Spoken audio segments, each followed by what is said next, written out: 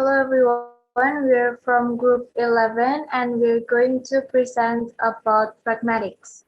My name is Aprilia Cahyaningrum with last three digits of sheet number 145. And firstly, I'm going to explain about the definition and social meaning of pragmatics. So pragmatics is the study of the effect of context on meaning.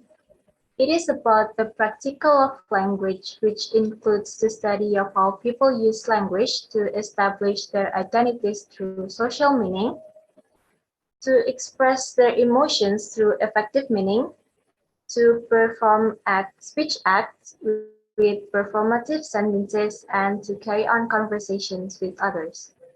The first context is social meaning. Okay, the social meaning of an utterance tells us about the social identity of the speaker, such as their regional origin, social class, and educational level. People often consciously consider the social meaning of their speech when they change from one manner of speaking to another, according to their circumstances, in order to give appropriate impression. This is called code switching. For example, Americans who want to sound more elegant or educated may use British accent. On the other hand, when educated people in a position of authority have to deny a request, they may use the working class phrase like "ain't gotta happen" to show that they're regular and down to earth. The next material will be explained by my friend Nicky. Nicky Felicia, and now I'm going to explain about affective meaning and speech acts. So the effective meaning of an utterance conveys the emotion of the speaker. By the choice of synonyms, the speaker describes an event while giving an emotional reaction to it. So here are some examples. The first example is the movie we saw was 125 minutes long.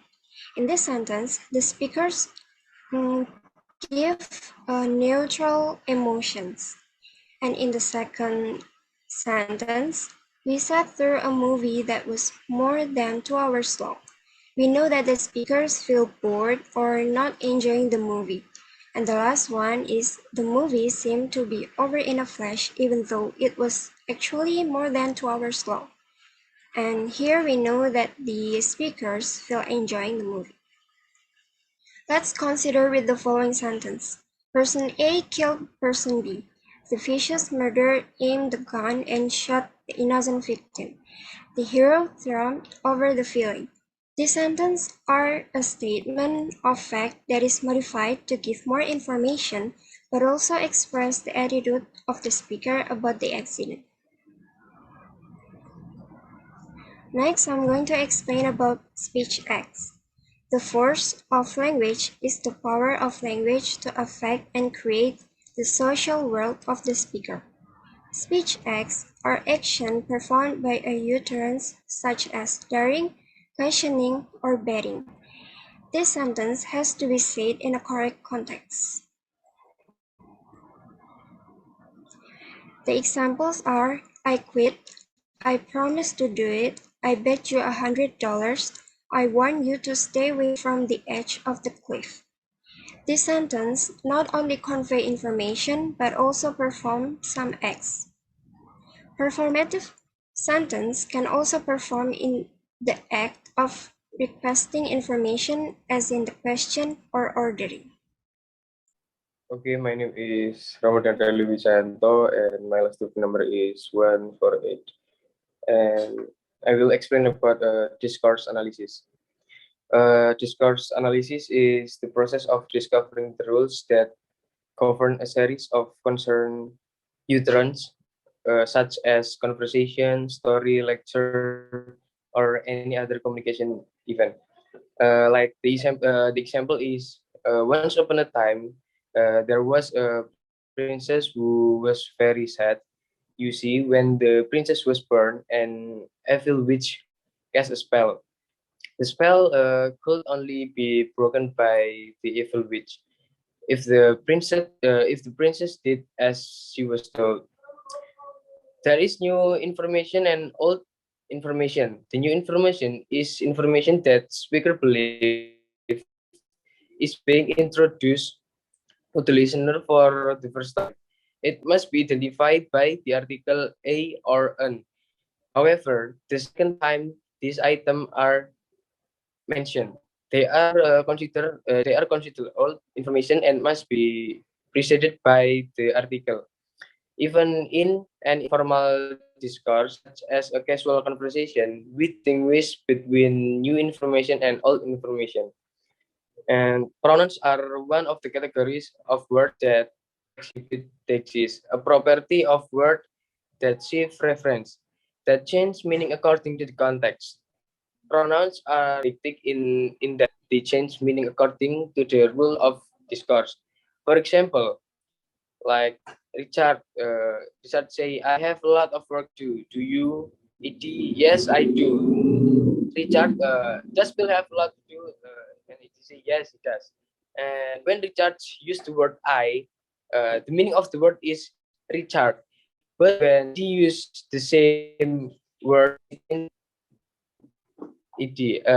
On the other hand, Richard used the word you to mean it, and as the conversation continues, uh, Ed might use to mean Richard. They can both use he to refer to Bill, and in fact, he can refer to any man, boy, or male animal. So, to make the reference clear, the first time Bill is mentioned in the discourse, his name must be used new information. The pronoun can only be used at the second mention because now the reference is clear. It is old information, and other word can be dictic in regard to place. This or that, here or there, go or come. Linguistics have also note that the order of an utterance is affected by whether or not the speaker is agreeing or disagreeing with the previous utterance. In English conversation, agreement will be stated immediately, but disagreement will be preceded by another statement. And presupposition is the set of assumptions that the speaker make about the listener knowledge or arguments. These assumptions are necessary in order to make an utterance meaningful. The example is like, have you stopped smoking?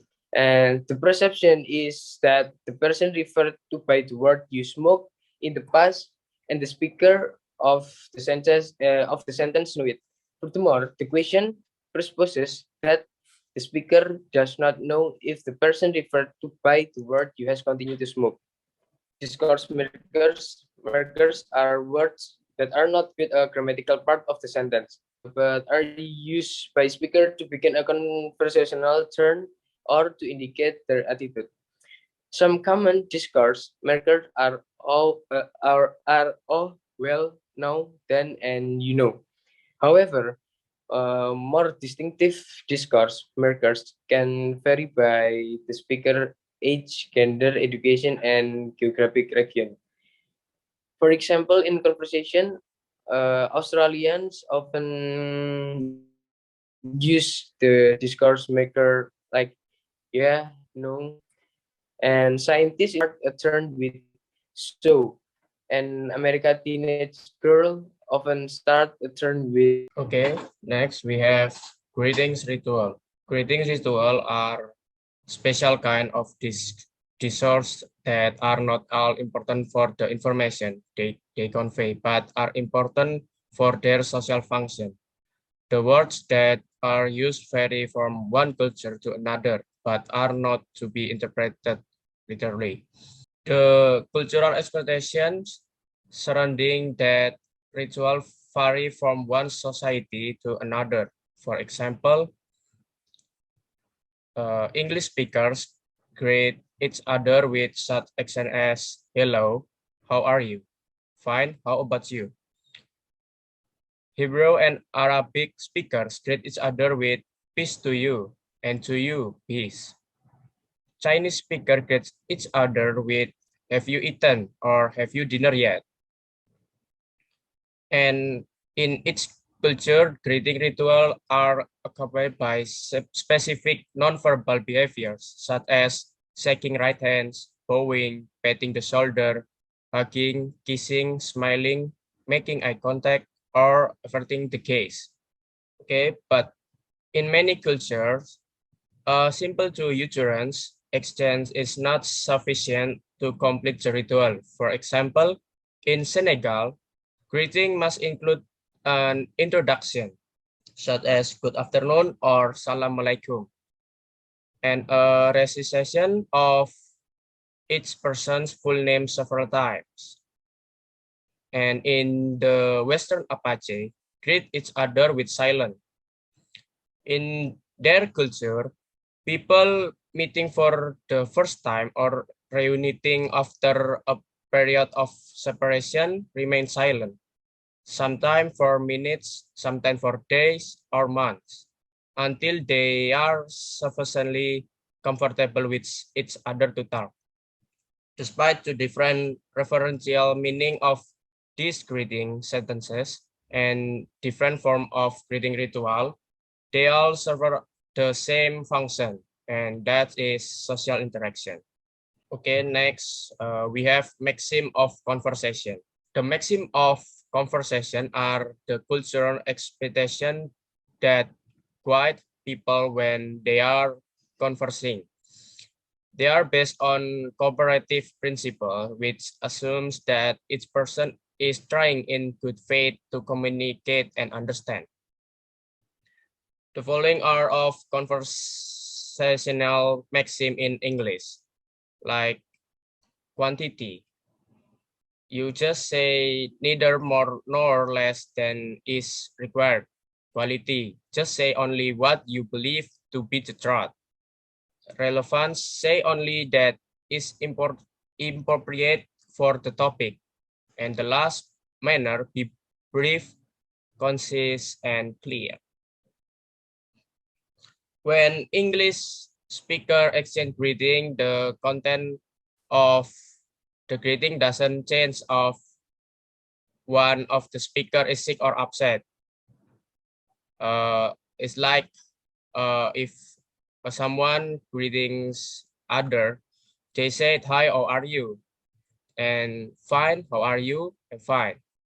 This is because most speaker English perceive the question, how are you, to be part of greeting ritual, not an actual request for detailed description of your condition.